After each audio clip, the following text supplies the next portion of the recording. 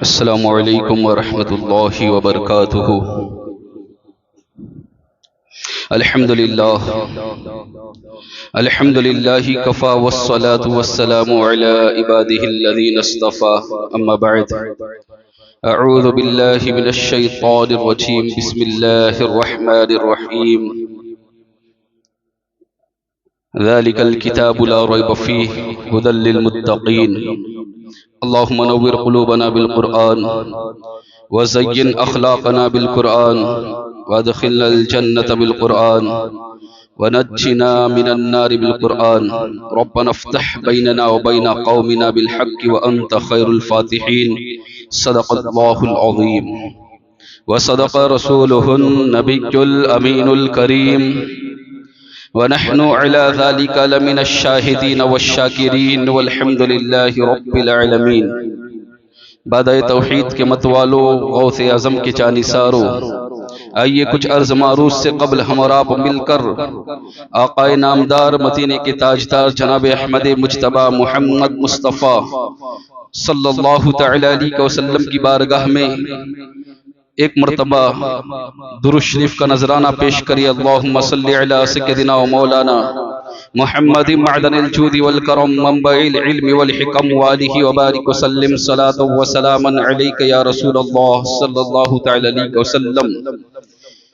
برادران ملت اسلامیہ، خطبہ مسنونہ کے بعد میں نے جس آیت کریمہ کی تلاوت کرنے کا شرف حاصل کیا، اللہ تبارک و تعالی مجھے حق کہنے، آپ کو حق سننے، ہم سب کو اس پر عمل کرنے کی توفیق عطا فرمائے۔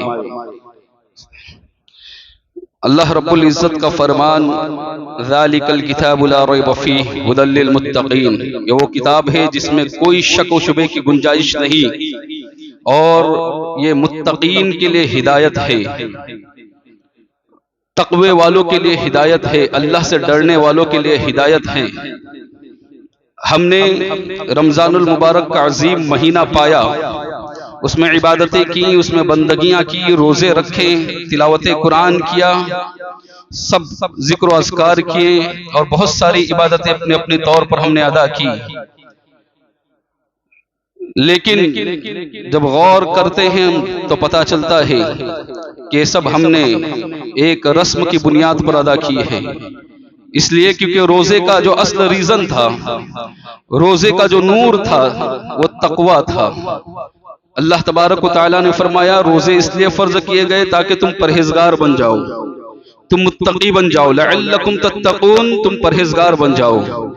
لیکن غور کیا تو بڑے افسوس کے ساتھ مجھے کہنا پڑ رہا ہے کہ آج ہی فجر کی نماز سے اندازہ لگایا کہ ہماری قوم بہت بے حس ہو چکی ہے، ہمارے لوگ، ہمارے ان کے ضمیر مردہ ہو چکے ہیں۔ یہ بہت تلخ حقیقت ہے۔ رمضان المبارک کے اندر پوری مسجد فجر کے اندر بھری ہوتی تھی، اور آج ایک ہی دن گزر گیا، صرف عید کا دن، اور پھر اپنی اصلیت پر آ گئے لوگ۔ حال یہ ہے کہ ڈیر سب بھرنا مشکل ہو گیا تھا۔ کتنے افسوس کا مقام ہے، کتنا بڑا عالمی کیا ہے یہ کہ ایک مہینہ بھی ہم کو سچا مسلمان نہیں بنا سکتے۔ ایک مہینے کی عادت جو متواتر تھی ہم اس پر بھی قائم نہیں رہ سکتے۔ ہم اس عادت کو ایک دن میں بھلا بیٹھے۔ کم سے کم عادی طور پر اگر مسلمان ہو گئے ہوتے اور عادی طور پر فجر کی نماز پڑھے ہوتے، تب بھی اتنی تو عادت ہونی ہی چاہیے تھی کہ کچھ دنوں تک تو اس کا اثر باقی رہتا۔ پچھلا جمعہ الوداعی جمعہ ہم نے منایا، تو یہ جمعہ نتیجہ جمعہ ہے، یاد رکھے، یہ جمعہ جو ہے نتیجہ جمعہ ہے، وہ الوداعی جمعہ تھا، یہ نتیجہ ہے جمعہ کا۔ اب دیکھ لو نتیجہ کیا ہے، اب خود اندازہ لگا لو کہ نتیجہ کیا ہے۔ وہ الوداعی تھا، پوری مسجد بھری ہوئی تھی، آنے کے ساتھ یہاں پر تقریر شروع ہوئی تھی، اسی وقت پوری مسجد بھری ہوئی تھی، اور نتیجہ جمعہ میں کتنے لوگ اب خود ہی دیکھ لو۔ یہ بہت افسوس کی بات ہے مسلمانوں، آج ہم بہت دور ہو گئے دین سے۔ میں نے گزشتہ جمعہ ہی بتایا تھا، یہ سب رسم کی بنیاد پر ہے، ہم نے اس کو سب کو رسوم بنا لیا ہے۔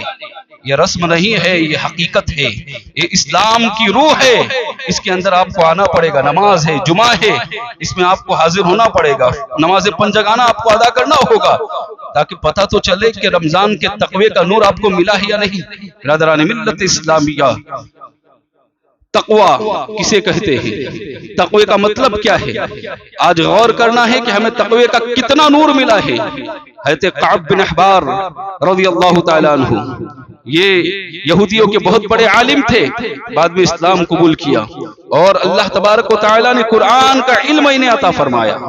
یعنی یہودیوں کے بھی عالم تھے، توریت کے بھی عالم تھے اور قرآن کے بھی عالم تھے۔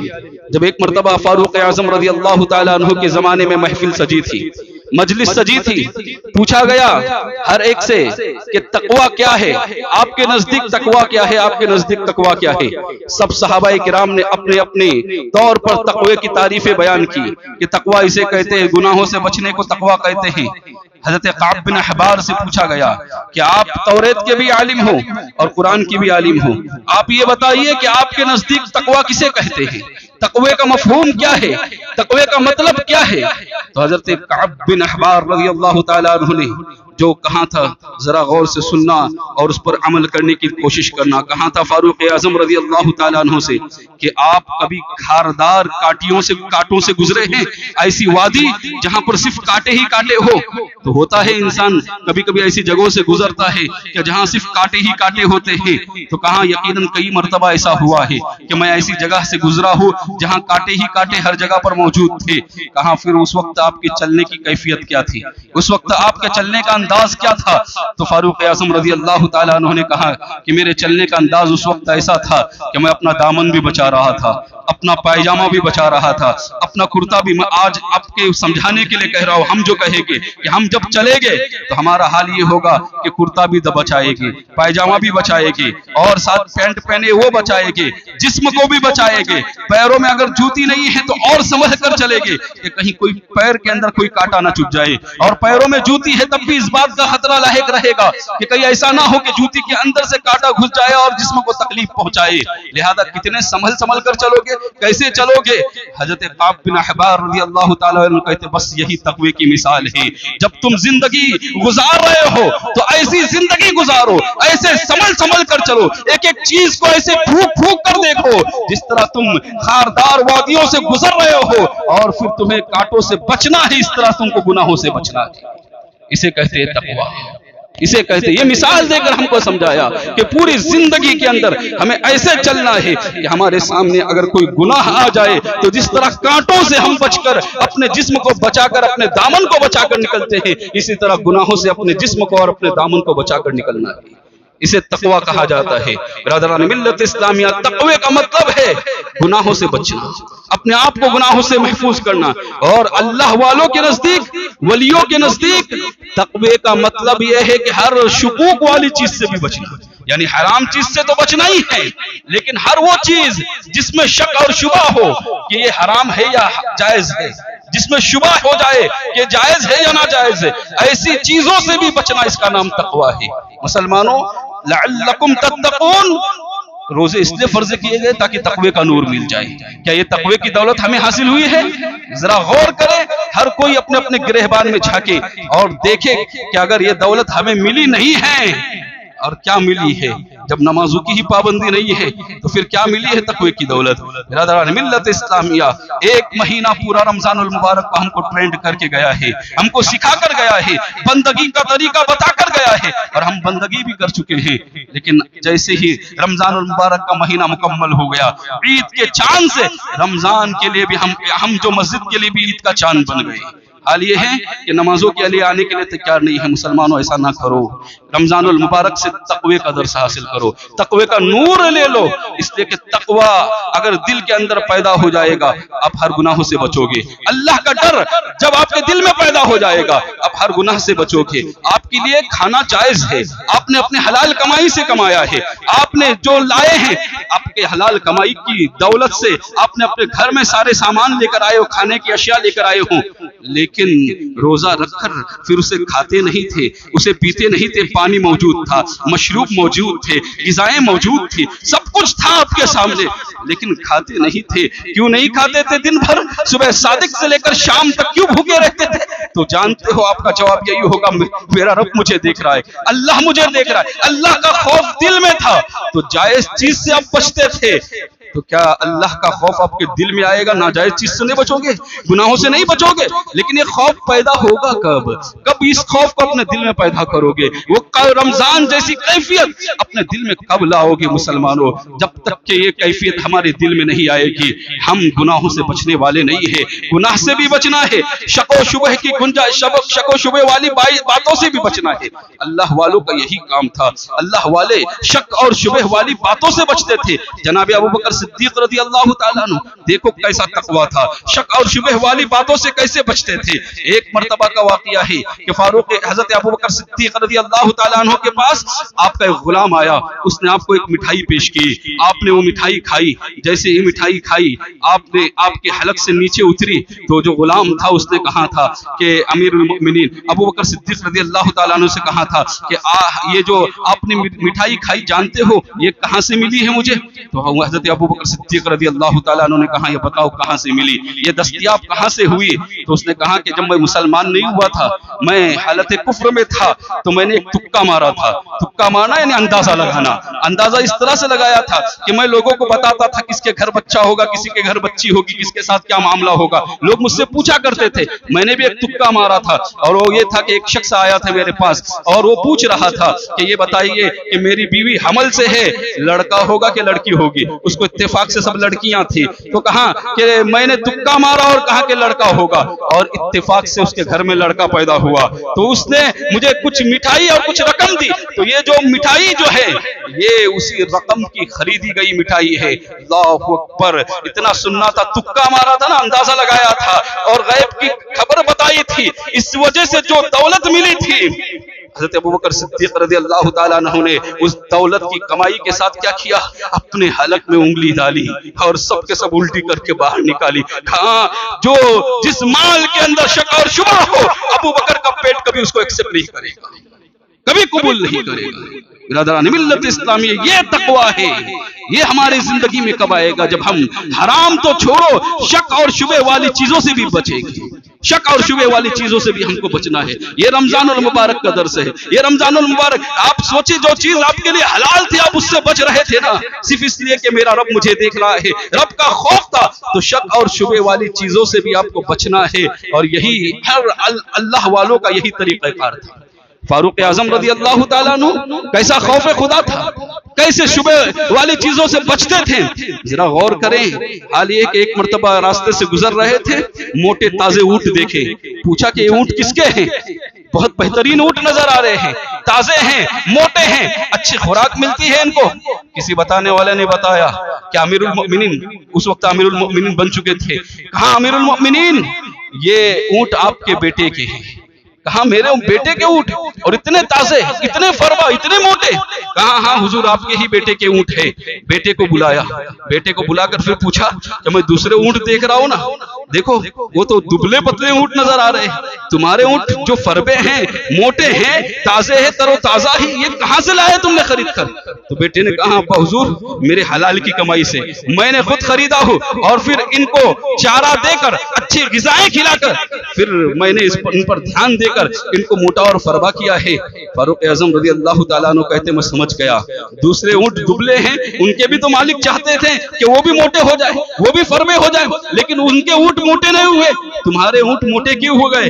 میں ریزن سمجھ گیا، مجھے معلوم ہو گیا کہ جب تم اونٹ لے کر چراگاہ میں جاتے ہوگے، اونٹ چرانے کے لیے جاتے ہوگے، تو لوگ تمہارا راستہ اس لیے صاف کرتے ہوگے کیونکہ تو امیر المؤمنین کا بیٹا ہے، تو فاروق اعظم کا بیٹا ہے، اس لیے تجھے تیرے لیے اچھی غذائیں، تیرے اونٹ کے لیے اچھی غذائیں دیتے ہوگے، اور تیرے لیے اونٹ کے لیے پانی کا اچھا انتظام پہلے کرتے ہوگے، اس لیے تیرے اونٹ جو ہیں یہ اچھے ہیں، فربا ہے اور تر و تازہ ہے، اور دوسرے اونٹ دبلے ہیں۔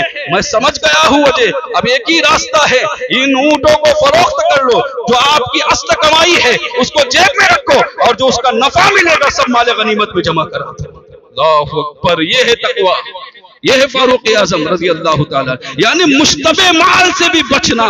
آج ہم حرام سے نہیں بچ رہے، آج ہم حرام سے نہیں بچ رہے۔ اللہ اکبر! برادران ملت اسلامیہ، یہ تقوی کی دولت ہمارے اندر جب تک تھی, تقوی کا نور ہمارے اندر جب تک تھا, ہم کم تھے لیکن کامیاب تھے, ہماری تعداد کم تھی لیکن ہم کامیاب تھے. لیکن آج مسلمانوں ہم اتنی تعداد میں بھی ہو کر ہم ناکام ہیں. نہ ہمیں نمازوں میں لذت مل رہی ہے, نہ تلاوت میں لذت مل رہی ہے, اور نہ ہی اللہ کے آگے جھکنے میں, اور نہ ہی قرآن کی تلاوت میں, نہ ذکر و اذکار میں. وجہ کیا ہے؟ اس پیٹ کے اندر جو حرام جمع کیا ہے, اس پیٹ کے اندر جو حرام خوری کی ہوئی ہے, تو پھر تقوی کی دولت کہاں سے نصیب ہوگی؟ برادران ملت اسلامیہ, تو تقوی اسے کہتے ہیں کہ ہر مشتبہ چیز سے بھی بچا جائے, شک اور شبہ والی چیز سے بھی بچا جائے. یہی طریقہ کار تھا امام اعظم رضی اللہ تعالیٰ عنہ. دیکھو تو صحیح, ایک مرتبہ آپ نے اپنے ساتھی حفص کے پاس کچھ مال, کچھ کپڑے, آپ کا بہت بڑا کپڑے کا کاروبار تھا, کچھ کپڑے آپ نے حفص کے پاس دیے اور کہا کہ یہ کپڑے اس ریٹ کے اندر بیچنا ہے, لیکن اس میں ایک کپڑا ہے جس کے اندر عیب ہے, اس کو عیب بتا کر بیچنا ہے. کتنے مسلمان ایسے ہیں آج ہماری قوم کے اندر جو اپنے سامان کو عیب بتا کر بیچتے ہیں؟ کتنے لوگ ہیں ایسے جو عیب تو چھپا کر بیچا جاتا ہے, جب بیچتے ہیں نا تو بڑے خوش ہوتے ہیں کہ ہم تو بڑے کامیاب ہو گئے, ہم نے بیوقوف بنا دیا سامنے والے کو, ہم نے عیب چھپا کر اپنی چیز کو بھلے کے گلے میں پہنا دی, اور پھر بعد میں بات بھی کرتے ہیں میں نے ایسا کیا, میں نے اس کو ایسا بیوقوف بنا دیا.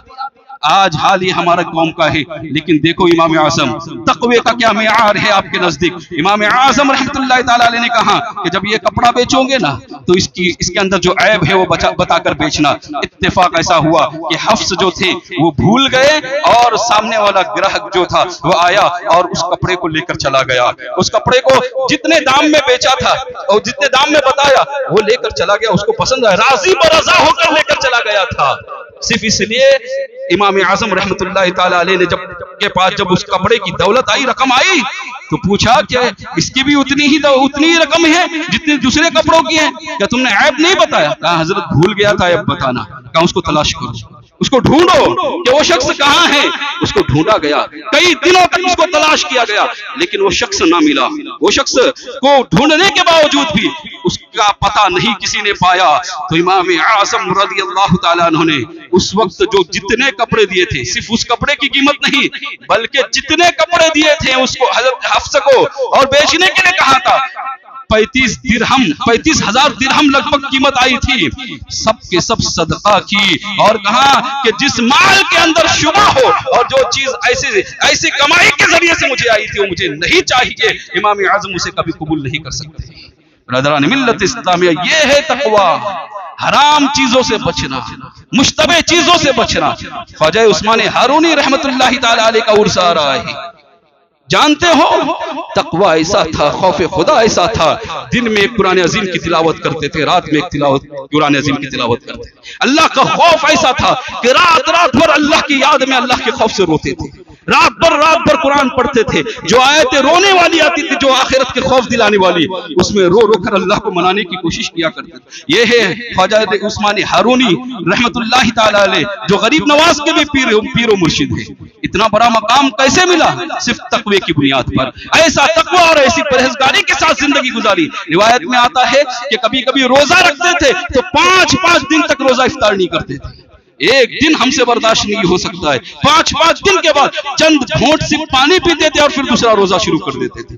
یہ ہے حضرت خواجہ عثمان ہارونی رحمت اللہ تعالی علیہ. اب ان کے مقام کا اندازہ اسی سے لگا ہونا کہ غریب نواز جن کے ہاتھوں میں اپنا ہاتھ دے, جن سے بیعت کرے, ان کا مقام کتنا بلند و بالا ہوگا. لہذا خواجہ حضرت عثمان ہارونی رحمت اللہ تعالی علیہ, ایسا بھی مقام آیا, ایک وقت ایسا بھی آیا کہ ہر نماز کے بعد غیب سے آواز آتی تھی, اے عثمان ہارونی جو مانگو عطا کیا جائے. ہر نماز کے بعد فرض ادا کرتے تھے اور آواز آتی تھی, اے عثمان ہارونی جو مانگو تمہیں عطا کر دیا جائے گا. یہ تقوی کی بنیاد پر تھا. پھر جانتے ہو کیا مانگتے تھے؟ آج ہم صرف دنیا ہی مانگتے ہیں. بس اپنی دعاؤں میں دنیا کے علاوہ کچھ نہیں. آخرت کا سوال کیا کرو, آخرت کے بارے میں مانگا کرو, تقوی کی دولت مانگا کرو.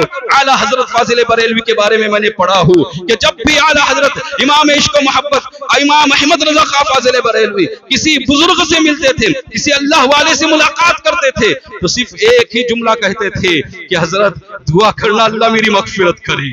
وہ نیک تھے، 23 گھنٹے دین کی خدمت کرتے تھے، 22 گھنٹے روز، دن میں صرف 2 گھنٹے آرام کرتے تھے، دین کی خدمت کرتے تھے، فتاوی لکھتے تھے، عبادت کرتے تھے، ذکر و اذکار کرتے۔ خود فرماتے ہیں کہ اتنا ذکر و اذکار کرتا ہوں میں کہ مجھ پر نوافل جو ہے یہ معاف ہو چکا ہے، معاف ہو چکے۔ نوافل اگر میں نہ بھی پڑھوں تب بھی مجھ سے کوئی باز و پرشش نہیں ہوگی، اتنے اذکار ہیں میرے، لیکن پھر بھی میں نوافل کی پابندی کرتا ہوں۔ یہ ہے امام احمد رضا خان فاضل بریلوی، لیکن پھر بھی بزرگوں کے پاس جا کر کیا کہتے ہیں کہ میری مغفرت کی دعا کرنا، اور ہمیں مغفرت کی پڑی ہی نہیں، ہمیں اس کی فکر ہی نہیں کہ ہماری مغفرت ہو جائے۔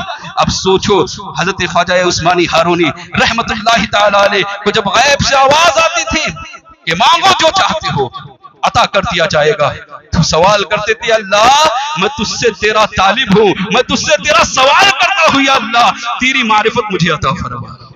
یہ مانگتے تھے حضرت خواجہ عثمانی ہارونی۔ پھر آواز آتی تھی کہ ہم نے اپنی معرفت عطا کر دی، اے عثمانی ہارونی مانگو جو تم اور چاہتے ہو۔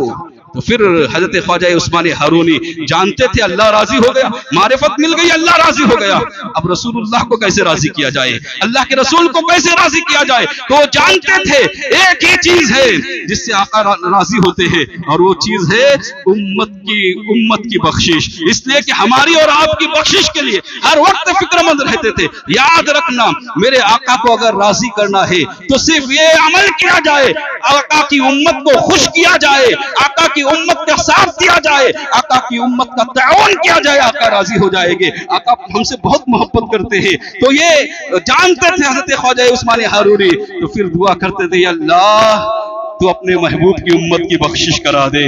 تو جیسے ہی یہ دعا کرتے تھے غیب سے آواز آتی تھی کہ میں نے 30,000 محبوب کی امتیوں کے گناہوں کو معاف کر دیا ہے، 30,000، اور ہر نماز کے بعد 30,000 ہم جیسے لوگوں کی بخشش کرایا کرتے تھے۔